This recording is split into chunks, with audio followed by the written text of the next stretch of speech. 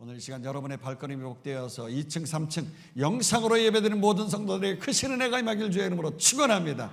오늘 말씀의 제목은 땅에서 천국을 누리려면, 이 땅에서 천국을 누리려면, 이런 제목으로 은혜를 나누겠습니다. 자, 오늘 설교 제목처럼 우리가 이 땅에서 천국, 즉 하나님 나라를 맛보고 누리려면 어떻게 하면 될 것인가? 오늘 본문에 예수님의 이 공생의 사역이 본격적으로 시작되는 말씀 속에서 그 방법을 찾을 수가 있겠습니다. 자, 과연 어떻게 천국을 경험했는지 오늘 본문을 차례로 살펴보면서 은혜를 나누도록 하겠는데, 12절 먼저 읽도록 하십니다. 예수께서 요한이 잡혔음을 들으시고 갈릴리로 물러가셨다가, 여기서 눈여겨볼 것은 마태는 항상 이 앞의 사건과 이제 본문의 사건과 연결이 되어질 때에는 바로 그때에 라고 하는 말과 또는 이때라는 말, 즉 토테라고 하는 시간의 개념은 이 부사가 항상 따라 붙는단 말이에요. 그런데 오늘 본문이 시작되어지고 있는 새로운 사건의 상황에서는 토테라고 하는 이 부사가 붙여 있잖아요. 그런 것으로 봐서 지금 이 일이 예수님께서 요단강에서 세례를 받으시고 그리고 즉시로 이제 광야로 나가셔서 유대 광야에서 마귀에게 시험을 받으신 바로 그 후가 아닌 것을 볼 수가 있겠습니다. 약 1년 정도의 간격을 두고 일어난 일로 봐야 되겠는데, 그동안에 많은 일들이 있었는데 특별히 그 중에서도 중요한 것은 당시 유대 사회를 시끄럽게 했던 그 왕실 불륜 스캔들이었던 것입니다. 당시 헤롯 대왕에게는 3명의 아들들이 있었는데, 가이사랴 빌립보 지역을 다스리는 헤롯 빌립이 있었고요, 갈릴리와 베레아 지역을 다스리는 헤롯 안티파스가 있었죠.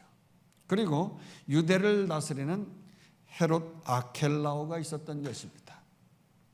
그 중에 그 헤롯 아켈라오는 너무 잔인하게 폭정을 일삼아가지고 예루살렘을 중심으로 해서 유대인들이 계속 소요 사태를 일으키게 되어지니까 결국엔 로마에서 이 골칫거리를 앓기 때문에 너 파직을 당하게 됐어요. 그리고 로마가 직접 빌라도 총독을 보내가지고 유대 지역을 다스리게 되었던 것이지요. 자, 그런데 이 문제를 일으켰던 이 헤롯 안티파스는요, 배다른 동생 헤롯 빌립의 아내를 취한 거예요. 그 빌립의 아내가 누굽니까? 헤로디아인데, 헤로디아를 취하면서 모범을 보여야 할 왕실에서 이런 부정을 저질렀다고 하는 것 때문에 세례 요한이 이를 지적했습니다. 그랬더니 아니 내 맘이다, 왜? 내가 왕인데 감히 네가 참견을 해? 그러면서 왕실 감옥에다 잡아놓고 죽이려고 작정한 거예요. 그리고 예수님은 바로 그렇게 요한이 잡혔음을 듣자마자 아주 기다렸다는 듯이 본격적으로 공생애의 활동을 시작하셨는데, 그 장소가 어디냐? 저 멀리 북쪽에 있는 저 자신의 고향 나사렛이 있는 그 갈릴리죠. 아주 별 볼 일 없는 땅에서 예수님의 사적인 생활이 아니라 이제 공적인 주님의 사역을 감당하시게 되었다고 하는 것입니다. 그래서 13절 보도록 하십니다. 나사렛을 떠나 스불론과 납달리 지경 해변에 있는 가버나움에 가서 사시니, 여기 갈릴리 지역 안에는 이렇게 예수님의 고향인 나사렛을 비롯한 스불론과 납달리 지파 사람들의 촌락이 있는 것입니다. 그 중에서도 이 갈릴리 호수, 그러니까 이 갈릴리 호수라고 하지만 갈릴리 바다라고도 합니다. 그래서 해변이라고도 얘기하는 거예요. 그 갈릴리 호수의 해변에 있는 나름 어업도 발달하고 교통의 중심지로 번창한 이 가버나움을 공생애의 중점적인 무대로 주님께서 사용하신 것이죠. 아니, 이 땅의 왕으로 오신 메시아가 말이죠, 기왕이면 다홍치마라고 그 위대한 다윗의 고향인 저 남쪽의 베들레헴도 아니고 또 하나님의 성전이 있는 예루살렘도 아니고 그렇다고 당신이 자라난 나사렛도 아니고 말이죠. 여기 사진에 보는 대로 이렇게 그 갈릴리 호수의 북서쪽에 이름도 생소한 가버나움으로 가신 거예요. 이유가 뭡니까? 여기 이 가버나움은 베드로의 생가가 있기도 하죠. 공중에서 찍은 것이고 그 밑으로 내려오면 그 생가가 있는 밑에 오늘날의 이 가버나움에 발견되어진 고고학으로 발견되어진 장소도 볼 수가 있겠죠. 자, 이렇게 예수님께서 이 가버나움으로 가신 이유가 뭡니까? 일단 나사렛을 떠난다고 하는 것은 어느 정도 이해가 됩니다. 왜냐, 선지자가 고향에서 환영을 받지 못한다고 하신 말씀대로 나사렛 사람들이 예수님을 워낙 배척을 했어요. 야, 콧질질이야, 정신 차려, 네가 무슨 메시아냐고 말이지.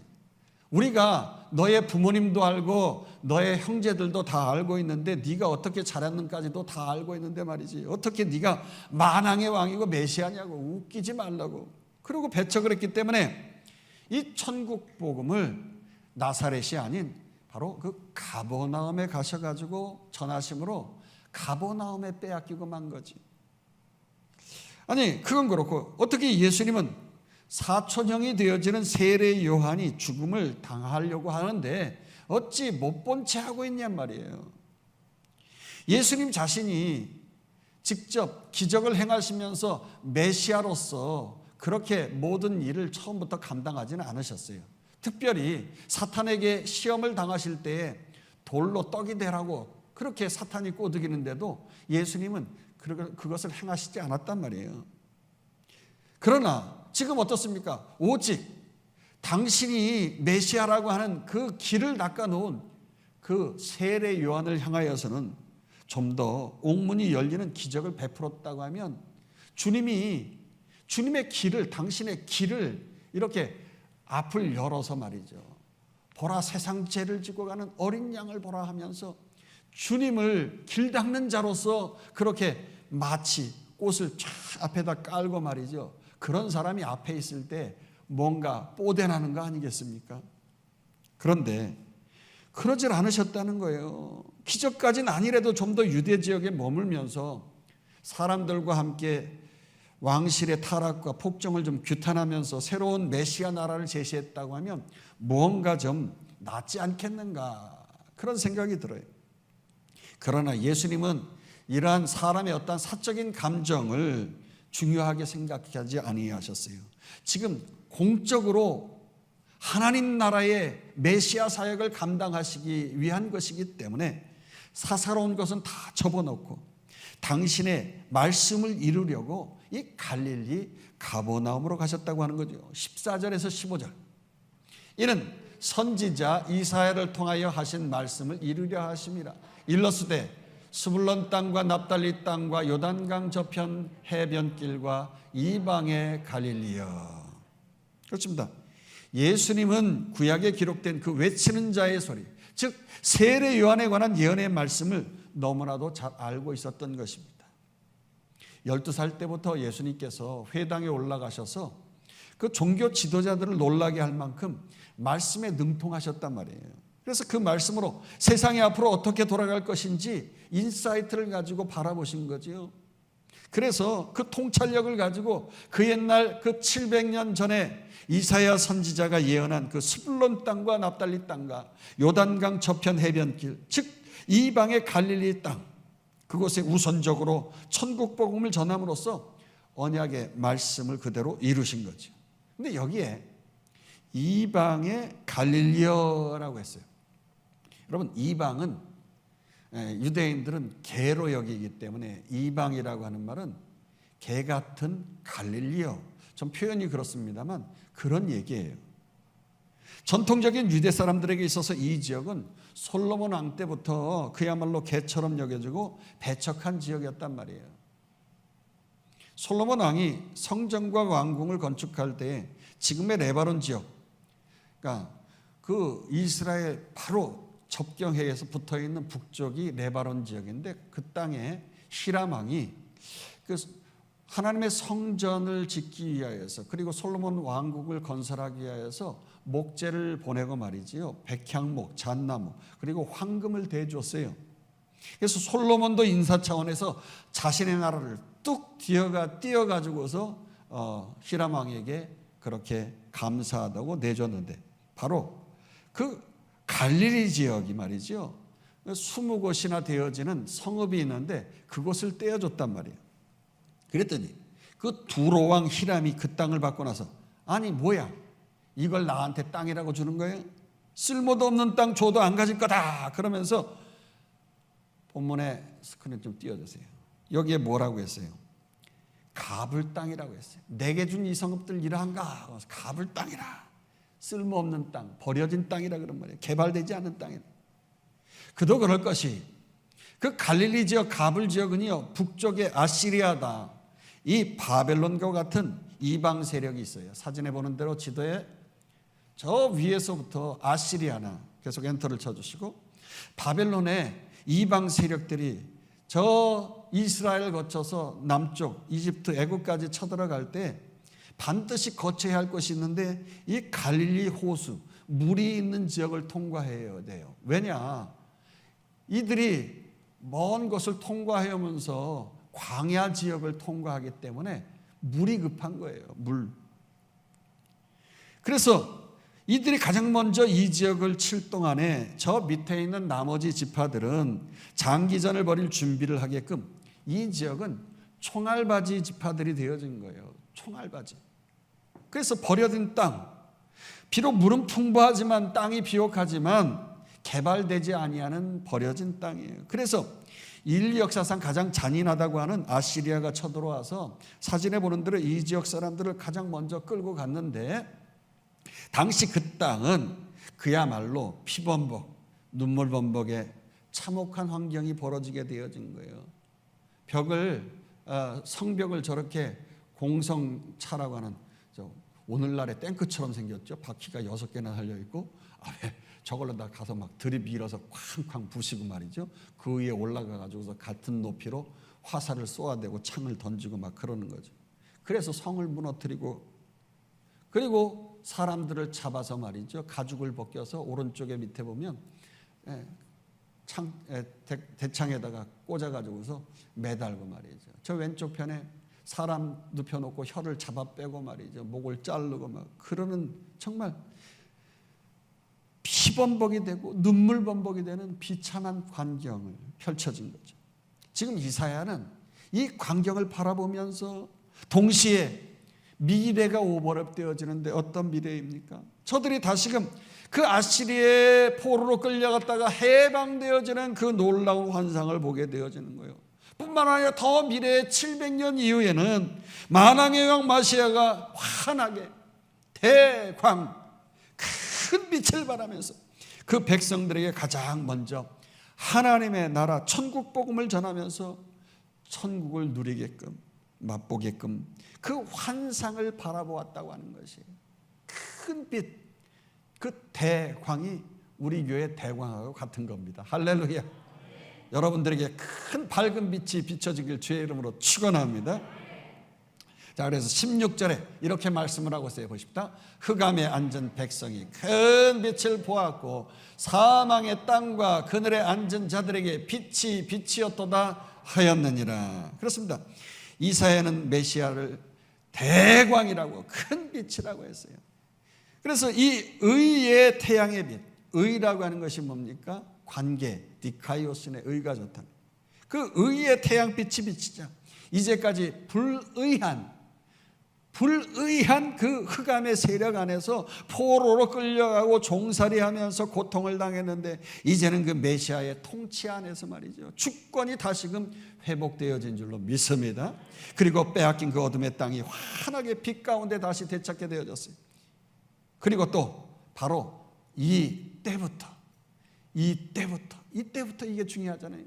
이때부터 마태는 시간을 나타내는 부사, 다시 토테라고 하는 그 단어를 기록을 하면서 예수님께서 이제 본격적으로 당신의 사적인 삶을 완전히 떠나서 온전히 공적인 생애를 살았는데, 바로 이때부터 비로소 그 공생의 사역의 이 탑 프라이어리티, 넘버 원, 그 메시지가 뭐냐?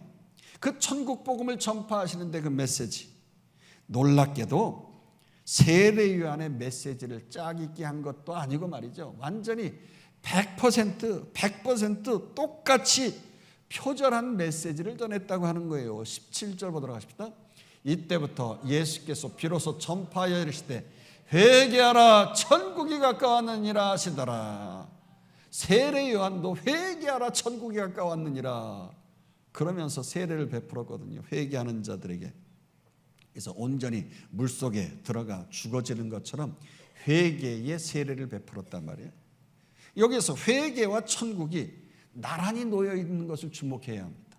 즉 예수님의 공생의 사역의 첫 번째 메시지가 뭐냐 하면 하나님 나라 천국이고 그 천국을 맛보기 위한 첫걸음이 바로 회개라고 하는 것이에요.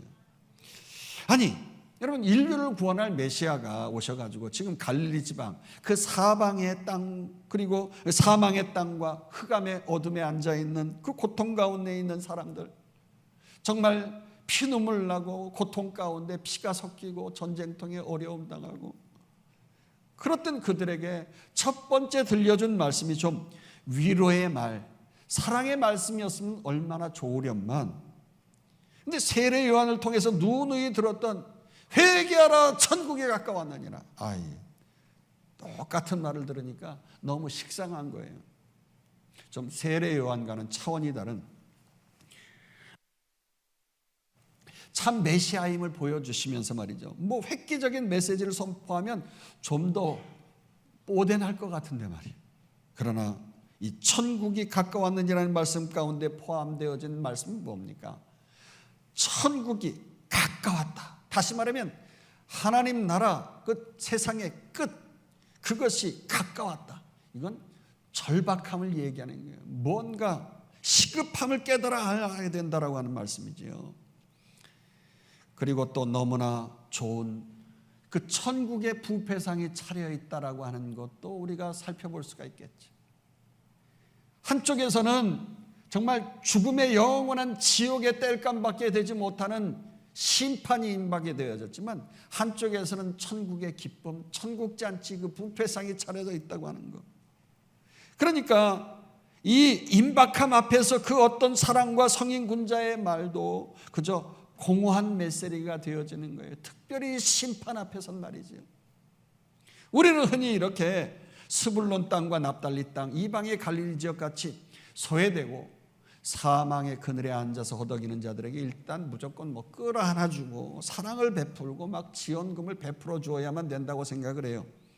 그러나 그렇게 세외되고 고통받는 자들일수록, 여러분, 그런 자들일수록 오히려 더 하루속히 회개의 축복을 선포하면서 여러분 회심과 변화를 이끌어내야 되는 거예요. 여러분, 아프리카에 가가지고서 아무리 구제 많이 해줘 보세요. 먹는 기쁨, 당장의 천국을 맛보는 그 짜릿한 뭔가 현실의 천국은 있지만 영원한 지옥이 당장 있는데 아무리 먹을 것만 내주면 뭐합니까? 그들에게 천국의 메시지를 줘야 되는 거 아니겠어요? 예수 믿으라고 말이죠. 좀 힘들지만 너희들의 종교를 바꾸고 일상의 삶을 바꾸고 변화를 받아서 임박한 천국을 누리고 좀 영원한 천국을 맛보라고. 그래야 그게 진정한 사랑 아니겠습니까?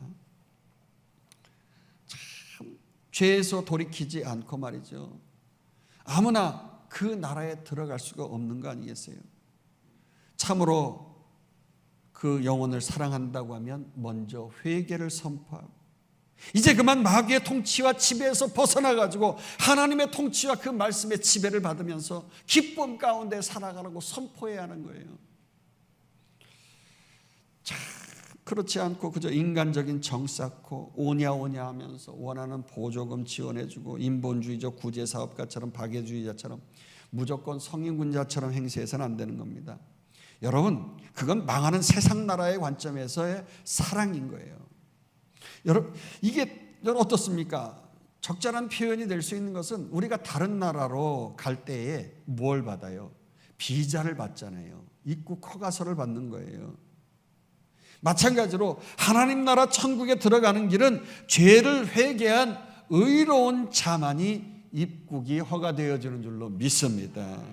그렇게 의로운 자가 되어지려고 하면 불의한 자에서 의로운 자, 관계 하나님과의 아름다운 관계가 되어져야 되는 거예요. 이 관계에 불의하면 천국 백성이 될 수가 없는 거예요. 그래서 하나님과의 관계가 좋아야 되고 이웃과의 관계가 좋아야 돼서 loving God, loving people, 하나님 사랑, 이웃 사랑을 실천하게 되어지는 거죠. 여러분, 우리가 사랑하니까 세상의 사랑과는 차원이 다른 것이에요. 내가 진정한 회개 없이 구원이 없는 것이거든요. 회개 없는 사랑은 진정한 사랑이라는 거예요. 여러분 어떻습니까? 세상의 사랑은 동성애자도 사랑해주고 소위 소아 성애자도 사랑해 주는 것이 진정한 사랑이라고 얘기해요. 그래서 지금 교계가 발칵 뒤집혔잖아요. 법으로 이거 다 사랑으로 사인해가지고 다 끌어안아 주자고. 그런데 교계에서는 아니라는 거죠. 왜 그래요? 회개 없는 구원은 없는 거거든요. 행실을 변화시키지 않고서는 사랑받을 수가 없는 거예요. 그래서 교회 안에 들어와서 나는 이거 변화시키길 원합니다. 그래서 세례를 받고 예수 믿어 변화를 받은 다음에 많은 사람들 앞에 세례받는 이유는 뭡니까? 나는 옛사람을 벗어버리겠습니다. 물세를 통하여서 나의 과거를 죽이고 소아성애자의 삶을 벗어버리겠습니다. 동성애자의 삶을 벗어버리겠습니다. 많은 사람들 앞에서 성부와 성자와 성령의 이름으로 세례를 받았으니 누구누구는 대광교회의 세례교인됨을 공포하느라 공인이 되어지도록 물세를 받는 거죠. 그것이 없고서는 진정한 천국이 없는 거예요. 생각해 보세요. 소아 성애자가 교회 와가지고 사랑받았다고 그냥 무조건 교사 되겠다고 해보세요. 야, 어떤 일이 벌어지겠어요? 우리 애들, 죄송합니다. 이게 무슨 민망. 야, 끔찍한 일이 벌어지는 거예요. 지금 이게 교회뿐만 아니잖아요. 교육, 학교 교육의 교권이 지금 다 무너져 내려가면서 이게 지금 나라가 아닌 게 되어버리는 거예요. 지금 심각한 사태에 벌어지는 거예요. 그렇기 때문에 회개 없는 구원은 없다고 하는 거지요. 올바른 의의 관계가 되어질 때에 그 하나님과의 관계가 되어질 때 이웃과의 관계, 나 올바른 동성애자가 아닌 소아성애자가 아닌 사람입니다. 이 관계를 표출하면서 하나님 사랑, 이웃 사랑이 되어져요. 일단 마귀의 지배를 받고 사탄의 통치 가운데 자기만 알고 자기 편협한 삶, 그 마음과 생각으로부터 돌이키도록 회개를 촉구해야 하는 거예요. 그렇지 않고 사탄의 지배를 받고 살아가면 어떻습니까? 늘 모든 게 어둡고 못마땅하고 도통 마음 기쁨과 평안이 없기 때문에 자꾸 이웃과 싸우려 드는 거예요. 왜 교회는 사랑이 없느냐고. 그분들을 사실 더 사랑해야 할 대상이 교회에 있기 때문에 더 사랑해 드리는 거 아니겠어요? 그러나 조건은 이웃사랑을 전제로 할 때에 회개가 되어졌을 때 진정한 사랑을 함께 나눌 수 있는 거죠. 도통 못마땅한 일도 합력하여 선을 이루시지 않은 마음의 여유와 하나님을 믿는 믿음이 없기 때문에 자꾸 싸우려고 드는 거예요. 특별히 스불론 땅과 납달리 땅과 요단강 저편 이방의 갈릴리 지역 사람들이 오랜 세월 상처받고 늘 당하기만 하면서 총알바지 인생으로 삶을 살았잖아요. 그러니까 더더욱이 그들의 마음속에는 피해의식, 열등의식, 미움, 다툼, 시기, 질투 이런 것으로 살아가기 쉬운 거예요. 그래서 걸핏하면 모여서 분노하고 투쟁하고 자신들의 욕구 불만을 표출하면서 늘 그렇게 천국을 누리기보다 공동체로 하여금 지옥을 이루면서 살아가기 쉬운 사람들이었어요. 기억하십니다. 천국, 하나님 나라는 절대 그렇게 싸우고 혁명을 일으키고 투쟁해야 얻어지는 나라가 아닌 줄로 믿습니다. 여러분, 야고보서에 보면 성내는 것으로는 절대 하나님 나라의 의를 이룰 수가 없다고 그랬어요. 의분, 이 정의를 위한 분노를 할지라도 해가 지도록 그 분을 품지 말라고 했단 말이에요. 잠자리에 들면서 분하고 억울해가지고서 꼬리에 꼬리를 물면서 분을 품으면 그 순간 쑥하니 내 마음속에 이 사탄 마귀가 들어오는 거예요. 그래서 분을 품어 마귀에게 틈을 내어주면 안 된다고 에베소에서 말씀하고 있잖아요. 그렇습니다, 여러분. 예수님께서 사랑이 없어서 공생에 처음 그 약한 사람에게 말이죠, 회개하라고 한 게 아니지 않습니까? 진정한 천국을 맛보도록 진정한 사랑을 선포하신 거 아니겠어요? 회개 없는 구원, 회개 없는 용서 같기 때문에 심지어 바리새인, 사두개인 같은 지도자들에게 아주 더 단호하게 독사의 자식들아, 그렇게 아주 막말을 하시면서 지적하셨잖아요. 여러분, 참 이게 중요해요. 믿음 연약한 평신도들보다. 그래서 교회 리더들이 더 강한 독사의 자식들이라는 말을 들으면서 회개를 촉구해 받아야 되는 것이고 최회개해야 되는 것이에요. 왜 그런 줄 아세요? 리더가 무너지면 교회가 무너지기 때문에. 그래서 교회 리더십이 매우 중요하죠. 목사님들, 장로님들, 이 당회를 사탄이 공격하고 말이죠. 우리 권사님들, 안수 집사님들, 교회 목자들, 팀장들, 이분들을 공격하면 그 팀이 깨지고 그 목장이 깨지고 이러는 거예요. 교회 안에 작은 교회가 무너질 뿐만 아니라 큰 교회가 무너지는 거 아니겠어요? 제 주변에 친구 목사님들뿐 아니라 이번에 116년 차 지방회장단 전국에 있는 목사님들 가운데 A팀과 B팀이 있는데 B팀이 있는 목사님들이 저희 교회에 지난 주간에 오셔서 함께 기도회를 하고 앞으로 2월 달에 있게 되어질 우리 기독교 대한성결교회 117년 차 총회를 위해서 뜨겁게 기도하고 우리 교회를 위해서 또 중보기도 해주시고 개교회의 여러 가지 당면되어진 문제를 위해서 기도를 해주셨어요. 자, 그런데 이때 나와서 하시는 말씀들, 식사를 하면서도 다 한결같이 하시는 말씀들이 뭐냐면, 아유, 우리 저 지방에는 그러니까 서울뿐만 아니라 저 충청도, 전라도, 제주도, 전국 각지뿐만 아니라 이제 2월 달 되어지면은 전 세계에 있는 우리 성결교단에 총회가 열리게 된단 말이에요. 그리고 5월 달에는 이제 전국적으로 전체적으로 대표 목사님들 또한 장로님들이 이렇게 모이는 이제 총회가 정식으로 있게 되어지죠. 그 총회에 앞서서 이제 2월 달에 각 지방회별로 이제 모임을 갖게 되어죠. 그 지방회에서 말이죠. 많게는 100여 개, 적게는 30여 개 이렇게 되어지는데, 자, 교회마다 말이죠. 아롱이 다롱이 다 생각이 달라가지고, 목사님들 생각이 다 달라, 장로님들 생각이 다 달라. 서로들 이게 옳다 저게 옳다, 그리고 내 몫을 이렇게 해야 된다고 다투고 막 갈등하고, 그래가지고 서류 만들고 이런 그런 것 때문에 그냥 서로들 얼마나 힘든지 우리 지방회를 또 떠나겠다고, 아니 우리 지방회, 그런 그 지방의 모임을 탈퇴해서 떠나겠다고, 그냥 우리 지방에만 있는 게 아니에요. 타 지방에도 다 있고 다 서류 문제로 그냥 얼마나 그냥 지방회장이 그냥 머리가 그냥 빠개지는지 모르겠어요. 다들 서로들 나와가지고 우리 지방회가 쪼개지게 생겼는데 좀 여러분들 기도해달라고 그래요. 어디 그뿐이에요. 제 친구 목사들 주변에 목회하는 목사님들 가운데도 당회가 하나 되지 않으니까요, 교회가 순식간에 뽀개지는데 한 1200명 되는 교회가 200명으로 그냥 순간에 다 쪼개져 버리고, 거기에 또 신천지까지 달라붙어 가지고 그냥 주일만 되어지면 평일에도 그냥 앞에 프랑켓 들고 그냥 목사 물러가라 그냥 이래가면서 신자들 교회 들어갈 때마다 가슴이 떨려가지고 예배를 못 드겠더라고. 목사들 설교하다 그냥 강단에서 쓰러져가지고 앰뷸런스에 불려가고. 그러니 교인들이 은혜가 되겠어요?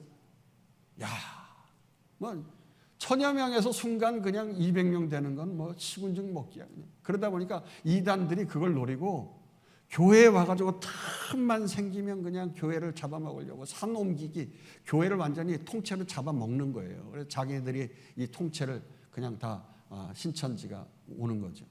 다행스럽게도 이 코로나 때문에 신천지가 어떤 건지를 우리가 알게 돼서 다행입니다만, 참 그러기 때문에 여러분요, 목사와 장로가 하나가 되어야 되는 것이고 목사와 성도와의 관계가 아름다워야 되는 거예요. 할렐루야.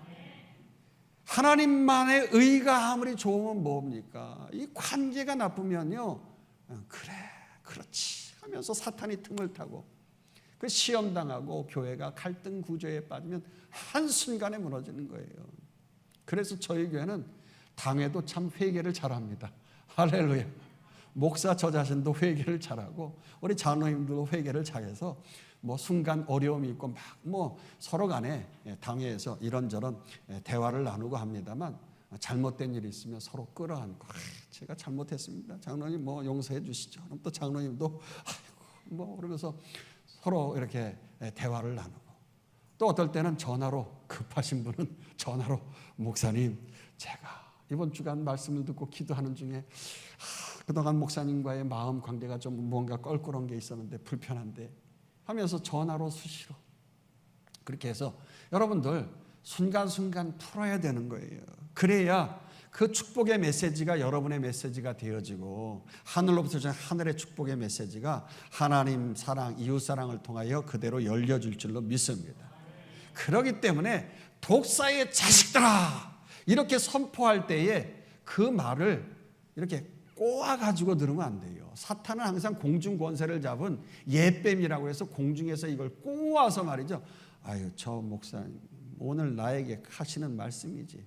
그 순간 사탄이 쏙 하고 들어오면 축복의 말씀이 떠나버리는 거예요. 그렇기 때문에 독사의 자식들 할 때는 목사님 제가 독사보다 살모사 새끼예요 그러면서 말이죠. 저를 너무 치지 마세요. 새끼는 새끼인데 독사는 분명합니다.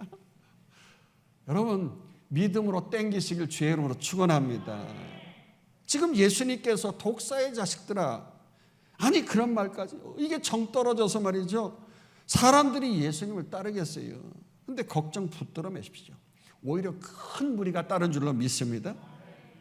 예수님이 독설만 하고 혼자서 하나님만 바라보고 사역한 게 아니에요. 무리 가운데 함께 사랑을 나누며 함께 사역할 제자들을 부르시고 세워가면서 사역을 감당하셨단 말이에요. 18절에서 20절 보도록 하십니다.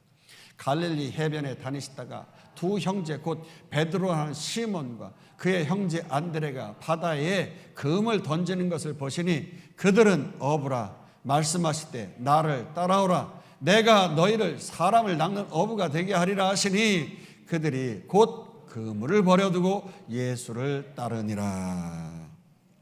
예수님이 갈릴리 해변을 다니시다가 딱 눈에 띄는 사람이 있었는데 시몬과 안드레라는 거죠. 시몬은 히브리어 이름이에요. 안드레는 헬라어 이름입니다. 같은 형제임에도 불구하고 서른 다른 언어로 이름을 지은 것만 봐도 이 갈릴리 지역이 이렇게 문화 충돌이 일어나는 지역인 거예요. 총알바지 지역이다 보니까 다문화, 피가 섞여서 다문화 지역인 거예요. 그런데 예수님이 저들의 뭐하는 모습을 보셨습니까? 바다에서 금을 던지는 것을 보셨다는 거예요. 다른 성경 누가복음에 보니까 낚시하는 것도 아니고 그물을 던졌는데도 한 마리도 못 잡고 밤새도록 맥이 빠지게 말이죠. 빈 그물질을 했다는 거예요. 그렇습니다. 예수님은 낙심천만한 중에도 오히려 그 상황 속에서 상황을 바라보지 아니하고 미래의 비전 축복을 바라보면서 계속 그물질하고 성실하게 살아가는 그 모습을 보신 거죠. 그 현장 속에서 나를 따라오라 하시면서 그 성실한 사람을 먼저 낚으셨다고 하는 거예요. 할렐루야. 여러분 낚시해 보신 분은 아시겠지만은 물고기를 낚으면 물속에서 제멋대로 막 그냥 붕붕 뜨고 막 이리 휙 저리 휙 하면서 지 멋대로 막 낚싯줄을 막 끌고 가잖아요. 그러나 일단 낚여 올라오는 순간 펄떡펄떡거리고 아무리 발버둥 쳐도 이제는 꼼짝 못하는 거예요. 겨우 숨만 헐떡거리고 완전히 죽은 몸 되는 거 아니겠어요? 그러면 낚은 사람 마음대로 회쳐 먹고 매운탕 해 먹고 맛있는 요리 해 먹잖아요. 마찬가지로 그저 능력이 예수님께 먼저 낚이기만 한다고 하면 내 인생 예수님이 요리하시고 사용하시는 대로 얼마든지 잘 쓰임 받을 줄로 믿습니다. 내 능력, 내 실력이 아니라도 사람 낚는 어부도 되고 심지어 삿단도 낚아채면서 요절내가지고 능력 있게 사용되어짐을 믿으시기를 축원합니다. 중요한 것은 이때 그들이 제자로 스스로가 지원한 게 아니라는 거예요. 예수님이 너 하면서 100% 차출해 가지고서 그렇게 그들을 부르셨는데, 여기서 아니 나는 왜 뭐가 부족해 가지고 선택을 안 하느냐고 그렇게 따질 필요도 없는 것이고요. 아니면 아닙니다 예수님, 나는 너무 부족해 가지고 사람 낚는 건 꿈에도 생각을 안 합니다. 다른 거 하고 싶어요. 그런다고 해서 그렇게 우리 주님이 부르시지 않느냐? 아닙니다. 그렇게 그렇게 나 잘난 삶, 그리고 또 나의 부족함을 내세워 가지고 교만 떨어서는 안 된다고 하는 것이에요. 여러분, 선택의 주도권이 예수님께 있다는 걸 잊지 말길 축원합니다. 따라서 우린 그저 나를 부르심에도 감사하고 거절하신 것도 감사하길 주의 이름으로 축원합니다. 그저 우리는 순종할 따름인 거예요. 예수님께 낚이자마자 곧 자신의 재산 목록 1호 그 그물을 버려두고 곧바로 예수님을 따랐던 베드로와 안드레처럼, 그리고 또 다른 형제 야고보와 요한처럼. 그런데 여기 야고보와 요한은 불같은 성격 그대로 그물뿐만 아니라 저들의 아버지까지 버려두고 예수님을 즉시 따랐다고 하는 거예요. 참, 그러니 그의 아버지 세베대가 그물 깊다 말고 얼마나 황당했겠어요. 그래서 21절 22절에 이렇게 말하고 있잖아요. 거기서 더 가시다가 다른 두 형제 곧 세베대의 아들 야고보와 그의 형제 요한이 그의 아버지 세베대와 함께 배에서 그물 깁는 것을 보시고 부르시니 그들이 곧 배와 아버지를 버려두고 예수를 따르니라. 그렇습니다. 예수님이 이렇게 너 하니까 말이죠, 이들이 정말 낚싯줄에서 꼼짝없이 낚이듯이 즉시 예수님의 제자가 되었다는 것인데요, 제자 중에서도 바로 그 이너서클, 그 핵심 멤버가 누굽니까? 베드로, 야고보, 요한은 항상 이렇게 이름이 셋이 붙어 다녀요. 베드로, 야고보, 요한, 이것을 택하셨어요. 물론 예수님이 성령의 힘으로 하늘로부터 오신 하나님의 능력을 덧입고 이 땅에 오시고 삶을 살아가셨습니다만 100% 또 완전한 인간의 몸을 입으셨기 때문에 사람인지라 이렇게 베드로, 야고보, 요한 같은 핵심 제자들을 통해서 힘을 얻고 위로를 받고 사역에 임하신 줄로 믿습니다. 그런데 정작 예수님께 낚임을 받고 인생 대박 난 건 제자들이었어요. 어떻습니까? 베드로는 학교 근처에도 가본 적이 없고 그냥 갈릴리 호숫가에서 평생 물고기하고 대화나 하면서 그렇게 낚시하고 준비되지 않은 속수무책인 자였습니다만 저가 장차 어떤 인물로 바뀌었습니까? 그렇게 가방끈이 짧은 자가 그 예수님을 만나서 뜻밖의 1등 인생이 되지 않았어요? 1등 인생. 예수님의 1등 제자, 수제자로 쓰임받은 줄로 믿습니다. 심지어 저 캐톨릭에서는 1대 교황이 바로 베드로다 그래가지고 교황으로 추앙을 하고 로마에 가면 베드로 성당이라고 하는 거 엄청 크게 만들어 놓고 말이죠, 베드로를 추앙하고 기념을 하는데, 이 캐톨릭에서는 우리 기독교와는 다르죠. 그들은 여러 신들을 섬겨요. 천사도 신으로 섬기고 아기를 낳게 하는 신, 신부가 그런 축복을 빌었는데 그 신부를 또 신으로 만들어서 추앙하고 그래서 막 성상을 막 많이 만들잖아요. 근데 그 베드로 성당에 가게 되어지면 베드로가 이렇게 성상으로 세워져 있어요. 머리 위쪽에 이만큼 발이 있는데 그 성상이 뽀뽀를 하고 하도 발을 비벼대가지고 발가락이 없어져 버렸어요. 쇠로다가 이렇게 만든 것인가 본데 하도 문질러가지고 그 정도로 사람들이 그 굳건 한 반석 위에 선 베드로 한번 나도 믿음 갖고 싶다고 그러고 문질러 대다 보니까 발가락이 없어져 버리는데, 먼저 그의 나라와 의를 구하면 이 모든 것이 더해진다는 말씀처럼 베드로에게 그 모든 1등의 축복이 더해진 줄로 믿습니다. 야고보와 요한도 마찬가지 아닙니까? 저들이 얼마나 성질이 불같았으면 우레의 아들이라고 했어요. 별명이 그렇게 붙여졌는데, 그런데 야고보는 예수님의 제자 중에서 가장 먼저 순교의 꽃을 피웠잖아요. 그리고 요한은 그 승질을 다 버리고 사랑의 사도가 되었어요. 사랑의 사도. 그리고 제자들 모두 참으로 회개하고 진짜 메시아를 만나고 그 메시아가 다스린 그의 나라와 그의 의를 위해서 살아가니까 이렇게 자신의 학력, 성품, 실력을 다 뛰어넘고 말이죠, 우리 주님과 같이 동일하게 아니 주님보다 더 큰 일을 감당하게 되어진 줄로 믿습니다. 주님은 겨우 갈릴리 주변 지역에서 유대 지역에서 가르치고 전파하고 병든 자를 고쳤다고 하면 예수님께 그 낚였던 제자들은 어떻습니까? 세계 방방곡곡에 다니면서 주님의 능력을 힘있게 감당한 줄로 믿습니다. 일단 예수님께서는 어디에서 어떤 사역을 감당하셨는지 한번 살펴보도록 하십시다. 23절 24절 예수께서 온 갈릴리에 두루 다니사 그들의 회당에서 가르치시며 천국 복음을 전파하시며 백성 중에 모든 병과 모든 약한 것을 고치시니 그의 소문이 온 수리아에 퍼진지라 사람들이 모든 앓는 자 곧 각종 병에 걸려 고통당하는 자 귀신 들린 자 간질하는 자 중풍병자들 데리고 오니 그들을 고치시더라. 우리 주님은 뭐 복잡하게 많은 사역을 하지 않았어요. 23절 뒤로 돌려서 보니까 여기에 삼박자 사역이 나오고 있어요. 뭐 어느 교단에 삼박자 축복 그게 아니라 삼박자 사역. 첫 번째, 회당에서 성경을 열심히 가르치시며, 둘째, 하나님 나라 그의 의를 이루는 천국 복음을 열심히 전파하시며, 셋째로 귀신 들려 쩍쩍쩍 하면서 연약한 자를 고치시니. 그렇습니다. 귀신은 귀신같이 한다고 말이죠.